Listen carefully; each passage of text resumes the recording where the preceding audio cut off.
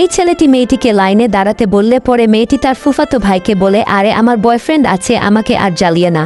তার ফুফাতো ভাই বলে, তোমার কেমন বয়ফ্রেন্ড আছে, কালকে তোমার বয়ফ্রেন্ডকে নিয়ে এসো আমি দেখ। মেয়েটি ভাবে সে কাকে বয়ফ্রেন্ড বানিয়ে নিয়ে যাবে। এই ভেবে মেয়েটি ওই দোকানের ছেলেটিকে বলে, এই নাও তোমার আজকের আর কালকের বেতন, তোমাকে কালকের জন্য বয়ফ্রেন্ড সেজে এক জায়গায় যেতে হবে, তুমি রেডি থেকো। আসলে ছেলেটি একটি দরিদ্র মহিলাকে সাহায্য করার জন্য ওই কাজ করছিল। সে ছিল একটি বড় কোম্পানির মালিক। সে তার অ্যাসিস্ট্যান্টকে বলে, আমার গাড়ি নিরাপদে রেখো। পরের দিন সে মেয়েটির সাথে যেতে মেয়েটির মামাতো ভাই বলে, আরে তুমি একজন ফুটপাতে জিনিস বিক্রেতার সাথে প্রেম করো, এই বলে তাকে অপমান করলে। ছেলেটি বলে, তাছাড়া কি তোমার মতো লম্পটের সাথে প্রেম করবে? এবং ছেলেটি তার গাড়ি সেখানে দেখে তার অ্যাসিস্ট্যান্টের কাছে জবাব চায়। এরপর তারা ভিতরে গেলে সবাই মিলে তাদেরকে অপমান করতে ওই ছেলেটির অ্যাসিস্ট্যান্ট এসে বলে, তুমি কার সাথে বেয়াদবি করছো জানো?